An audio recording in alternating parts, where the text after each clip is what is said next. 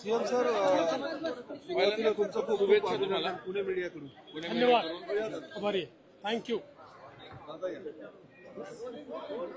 Sir, आज पुण्यात आलेला आहात. मुख्यमंत्री पदाची शपथ घेतल्यानंतर पहिल्यांदा तुम्ही पुण्यात येत आहेत.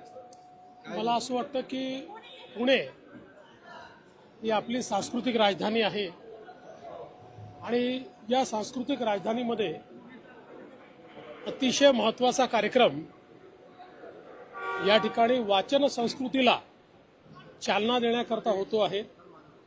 मागील वर्षी देखील या कार्यक्रमाला मी आलो होतो आणि पुणेकरांनी या पुस्तकांच्या प्रदर्शनाला जो प्रचंड प्रतिसाद दिला होता तो खरोखर थक्क करणारा होता.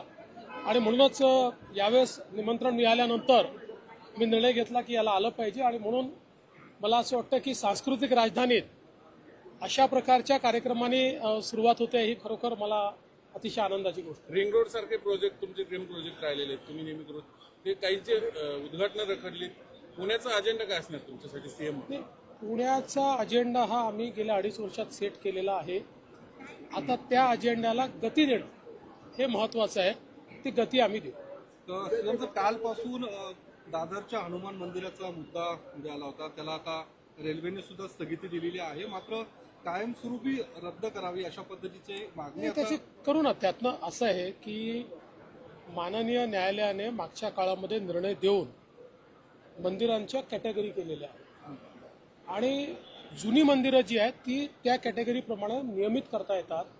त्यामुळे रेल्वे प्रशासनाशी चर्चा करून त्या ठिकाणी आम्ही निश्चितपणे मार्ग काढू आणि त्यात जी काही नियमात आपल्याला तरतूद आहे त्यानुसार त्याचं नियमितीकरण करून घेऊ. हिंगोलीत काही फोटो समोर आले, त्याच्या चौकशीचे आदेश मी ऑलरेडी दिलेले आहेत. मंत्रिमंडळ विस्ताराचा उद्या होणार आहे. पालकमंत्री उद्या विस्तार होणार आहे का? कार्यकर्त्यांची मागणी आहे. लवकरच तुम्हाला सगळी माहिती लवकरच उद्या विस्तार होणार आहे का?